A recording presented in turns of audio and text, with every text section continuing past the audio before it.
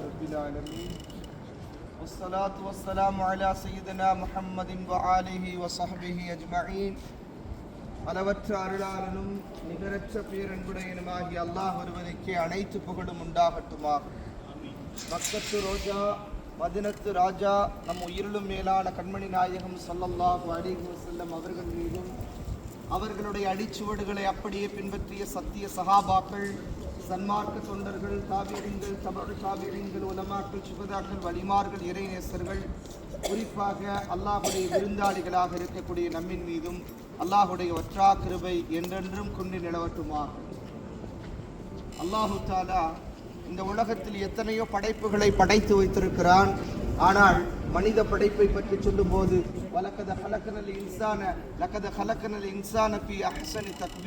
மனிதனை மிக அழகான வடிவமைப்பில் நாம் படைத்திருக்கிறோம் என்பதாக சொல்கிறான். அந்த படைக்கப்பட்ட படைப்புகளில் சையதுல் ஹல்க், படைப்பினங்களுக்கெல்லாம் தலைவர் யார் தெரியுமா? நாயகம் ஸல்லல்லாஹு அலைஹி வஸல்லம், பெருமானார் ஸல்லல்லாஹு அலைஹி வஸல்லம் அவர்களை பற்றி அல்லாஹ் சொல்கிறான், இன்னல்லாஹு வ மலாயிகத்துஹு யுஸல்லூன அலன் நபி யா அய்யுஹல்லதீன ஆமனு ஸல்லு அலைஹி வ ஸல்லிமு தஸ்லீமா. அல்லாஹ்வுக்கு எந்த விதமான ஒரு வேலையும் கிடையாது. குன் என்று சொன்னால் ஃபயகூன், எல்லாவற்றும் ஆகிவிடும். ஆனால் அல்லாஹ் தனக்கென்ற ஒரு வேலையை வைத்திருக்கிறான் என்று சொன்னால் பெருமானார் ஸல்லல்லாஹு அலைஹி வஸல்லம் அவர்கள் மீது ஸலவாத்து சொல்லக்கூடிய வேளை. அல்லாஹ்வும் அல்லாஹ்வுடைய மலாயிக்குமார்களும் நபிகள் பெருமானார் ஸல்லல்லாஹு அலைஹி வஸல்லம் அவர்கள் மீது ஸலவாத்து சொல்லக்கூடியவர்களாக இருக்கிறார்கள். எனவே அல்லாஹ் சொல்கிறான், யா அய்யுஹல்லதீன ஆமனு ஸல்லு அலைஹி வ ஸல்லிமு தஸ்லீமா, நீங்களும் பெருமானாரின் மீது ஸலவாத்து சொல்லுங்கள். யார் ஸலவாத்து சொல்லுவாங்க?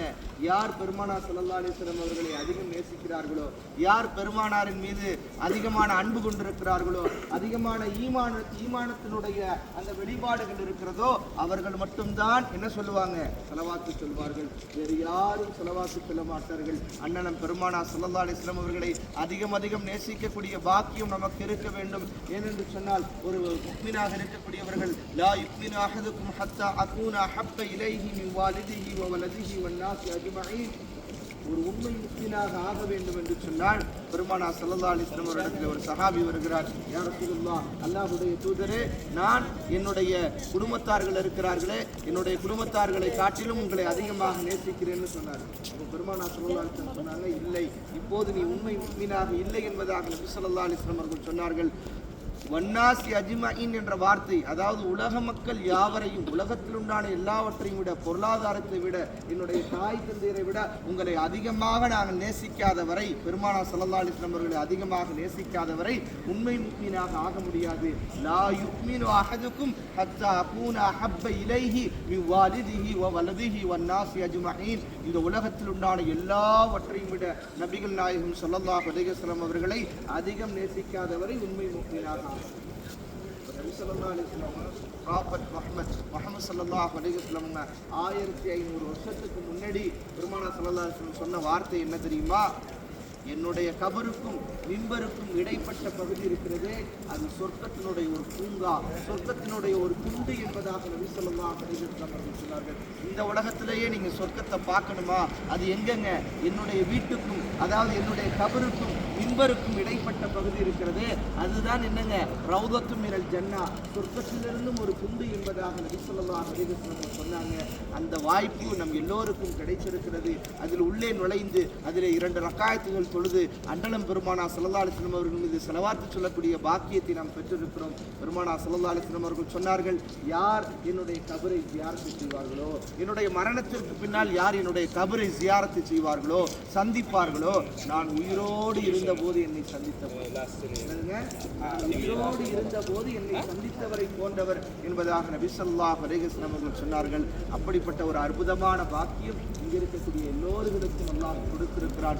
எவ்வளவு ஒரு அற்புதமான பாக்கியம்! நபிகள் பெருமானார் ஸல்லல்லாஹு அலைஹி வஸல்லம் அவர்கள் எந்த பாதையில் நடந்து சென்றார்களோ அப்படிப்பட்ட அற்புதமான பாதை ஜன்னத்துல் பக்கி என்று சொல்லக்கூடிய, அதாவது 10,000த்திற்கும் மேற்பட்ட சஹாபாக்கள் அடக்கம் பெற்றிருக்கிறார்கள் அல்லவா, அப்படிப்பட்ட அந்த பாதையினுடைய அருகாமையில் தான் நாம் நின்று கொண்டிருக்கிறோம். இந்த பாதையினுடைய ஓரத்தில் தான் நபிகள் நாயகம் ஸல்லல்லாஹு அலைஹி வஸல்லம் அவர்கள் நடந்து சென்றார்கள். நடந்து சென்ற பாதையில் நாமும் நடந்து செல்வதற்கு இருக்கிறோம். அப்படி செல்லும் போது அண்ணலம் பெருமானார் ஸல்லல்லாஹு அலைஹி வஸல்லம் அவர்கள் மீது அதிகம் நாம் ஸலவாத்து சொல்ல வேண்டும். ஏனென்று சொன்னால் நபிகள் நாயகம் ஸல்லல்லாஹு அலைஹி வஸல்லம் அவர்களை நேசிப்பது ஒரு கடமை. பெருமானா ஸல்லல்லாஹு அலைஹி வஸல்லம் அவர்களை நேசிக்கக்கூடிய ஒவ்வொரு உள்ளமும் நிச்சயமாக அல்லாஹு தஆலா அவர்களை உண்மை முக்மீனாக இந்த உலகத்தில் ஆக்கி வைக்கிறான். அது மட்டுமல்ல, இந்த மதீனத்துல் முனவ்வரா சாதாரணமான ஒரு இடம் அல்ல. நபிகள் நாயகம் ஸல்லல்லாஹு அலைஹி வஸல்லம் அவர்கள் சொன்னார்கள், மதீனாவில் மரணிக்க முடிந்தால், அதாவது உங்களுக்கு மரணம் வந்து மதீனாவில் மரணிக்க முடிந்தால் மதீனாவிலே நீங்கள் மரணித்து விடுங்கள். ஏனென்று சொன்னால், யார் மதீனாவிலே மரணிப்பார்களோ அவர்களுக்கு நான் என்ன பண்ணுவேன், அவர்களுடைய ஈமானுக்கு நான் சாட்சி சொல்வேன் என்பதாக நபிகள் நாயகம் ஸல்லல்லாஹு அலைஹி வஸல்லம் அவர்கள் சொன்னார்கள். அப்படிப்பட்ட ஒரு மிகப்பெரிய ஒரு அற்புதமான பாக்கியம் எத்தனையோ ஹாஜிகளுக்கு கிடைக்கப்பட்டிருக்கிறது. அதுவும் குறிப்பாக சென்ற தடவை பார்த்தீர்கள் என்று சொன்னால், நமது ஹாஜி, அதாவது திருவரம்பூர் என்று சொல்லக்கூடிய திருச்சியினுடைய பக்கத்தில் இருக்கக்கூடிய திருவரம்பூர் என்று சொல்லக்கூடிய ஒரு ஊரிலிருந்து ஒரு ஹாஜிமா வந்திருந்தாங்க. அவங்க அஜ்வா நிறுவனத்தின் மூலமாகத்தான் வருகை தந்திருந்தாங்க. அந்த ஹாஜிமா என்ன துவா செஞ்சாங்களோ, அவங்களுக்கு வளர்ப்பு மகன் மட்டும்தான், சொந்த பந்தங்கள்லாம் தூரத்து சொந்தங்கள்லாம் கொஞ்சம் கொஞ்சமாக காசு போட்டு அந்த அம்மாவை அனுப்பி வைக்கிறார்கள். அந்த திருச்சியை சேர்ந்த அந்த திருவரம்பூரை சேர்ந்த அந்த அம்மாவை அனுப்பி வைக்கிறார்கள். வளர்ப்பு மகன் மட்டும்தான் இருக்கிறார்கள். இங்கே வந்து மக்கத்தில் முக்கர்ரமாவிலே கடைசியாக இறுதியாக பஸ் ஏறியவர்கள் அவர்கள்தான். மக்காவிலே விழுந்து அல்லாஹ்விடத்தில் துவா கேட்டார்கள். என்ன துவா கேட்டார்கள் என்று தெரியவில்லை. சுமார் ஒரு மணி நேரம் துவா கேட்டிருப்பார்கள். சஜிதாவிலே சுஜூதில் விழுந்து துவா கேட்டுவிட்டு இந்த மதீனத்துல் முனவ்வராவிற்கு வரும்போது காலடி எடுத்து வைத்த அடுத்த கணமே அப்படியே கீழே விழுந்தார். சுபஹானல்லாஹ். அவர்களை கூட்டிகிட்டு போனோம். மிட்நைட்டில் நாங்கள் தூங்காமல் போய் அவங்க கூட்டிகிட்டு போய் அவங்களுக்கு ட்ரீட்மெண்ட் பார்த்து அவங்களுக்கு என்னென்னமோ பார்த்தோம். கடைசியில் சரியாக ஒரு 3:30 மணி அளவில் இப்போ நம்ம நின்றுக்கிட்டு இருக்க இதே டயத்தில் தான் அவங்களுடைய ரூஹு பிரிஞ்சிச்சு. சுபஹானல்லாஹ். அவங்களுக்கு எப்படிப்பட்ட பாக்கியம் கிடச்சிச்சு தெரியுமா? அடக்கம் செய்யறதுக்கு மகனாருடைய கையெழுத்து அங்கேருந்து வரணும். என்னங்க, வளர்ப்பு மகனுடைய கையெழுத்து ஏற்றுக்கொள்ளப்படாது. ஆனால் அந்த தருணத்திலையும் இங்கே இருக்கக்கூடியவர்கள்லாம் பேசி, நமது அஜ்வா நிறுவனத்தின் மூலமாக அங்கே உள்ளவங்கள்ட்ட அரபியில் பேசி, இங்கே உள்ளவங்கள்ட்ட அரபியில் பேசி, அங்கே உள்ள அந்த ஸ்டேட்மெண்ட் எல்லாமே வாங்கி, என்னங்க, இங்கே உள்ள அடக்கம் செய்யக்கூடிய எல்லா விஷயத்தையும் பண்ணாங்க. அப்படி அடக்கம் செய்வதற்கு முன்பதாக ஜனாசா தொழுகை எந்த இடத்துல வைக்கப்பட்டது தெரியுமா? பெருமானா ஸல்லல்லாஹு அலைஹி வஸல்லம் அவர்கள் தொழுகை வைத்தார்கள் அல்லவா, அந்த ரவுதாவுக்கு முன்னால் அவர்களை வைத்தாங்க. அது எவ்வளவு பெரிய பாக்கியம் தெரியுமா? அந்த ஜனாசாவை வைத்துவிட்டு அதில் எத்தனை மக்கள் கலந்து கொண்டார்கள் தெரியுமா?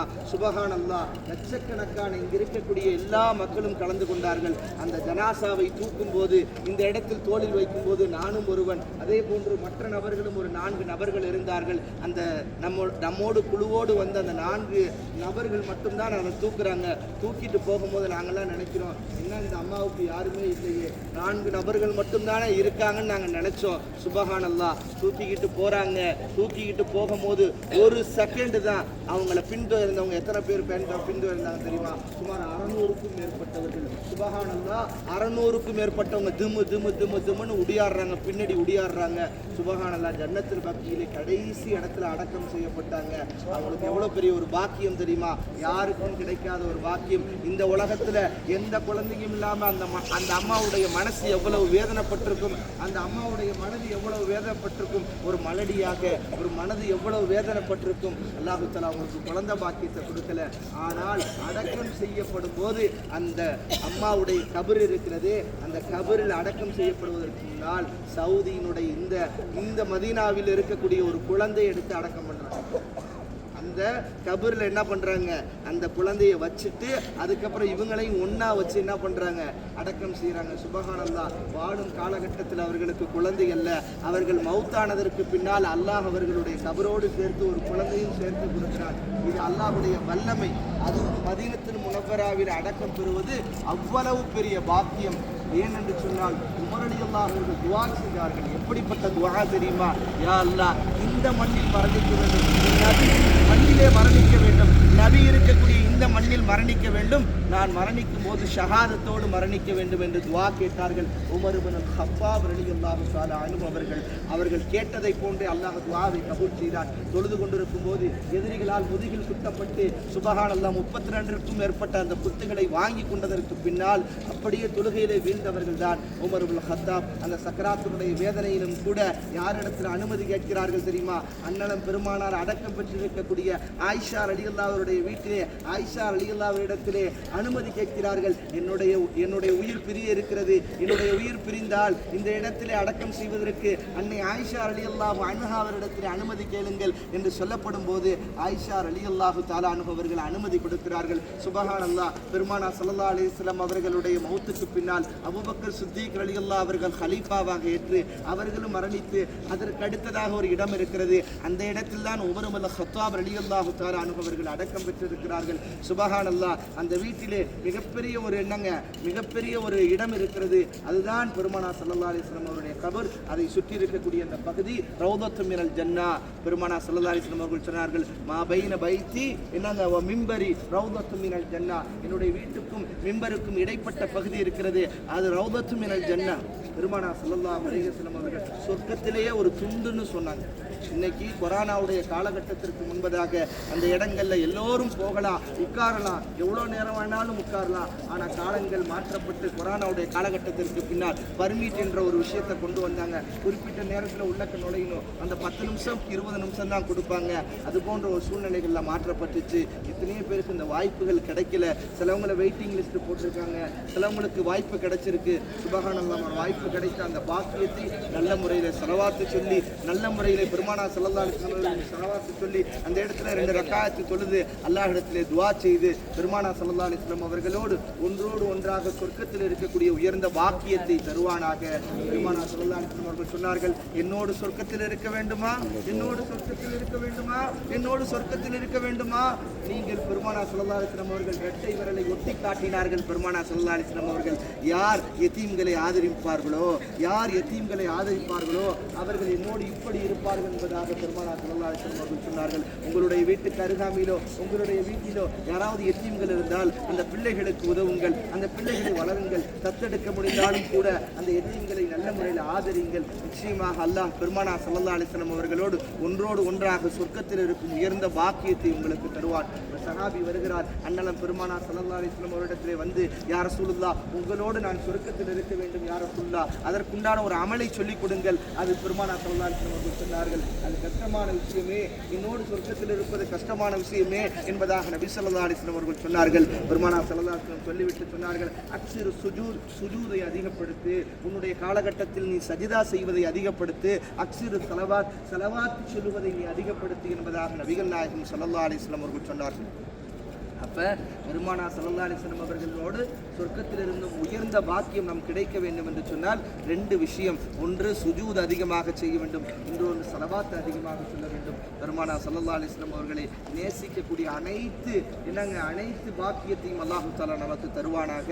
இன்ஷா அல்லாஹ். அண்ணலம் பெருமானார் ஸல்லல்லாஹு அலைஹி வஸல்லம் அவருடைய புனிதமான இடத்திற்கு போகிறோம், ஸலவாத்து சொல்லிக்கொண்டே வரணும். அற்புதமான அந்த ஸலவாத்தை சொல்லிக்கிட்டு அண்ணலம் பெருமானார் ஸல்லல்லாஹு அலைஹி வஸல்லம் அவர்களை ஒவ்வொரு கணமும் பார்க்கும்போது சஹாபாக்களுடைய உள்ளங்கள் எப்படி இருந்தது தெரியுமா? பெருமானாரின் மீது அந்த ஸலவாத்தை சொல்லும் போதும் பெருமானாருடைய பெயரை உச்சரிக்கும் போதும் ஒழுவோடு இருந்தார்கள் சஹாபாக்கள். ஒழு இல்லாமல் அண்ணலம் பெருமானார் ஸல்லல்லாஹு அலைஹி வஸல்லம் அவருடைய பெயரை சொல்ல மாட்டார்கள்.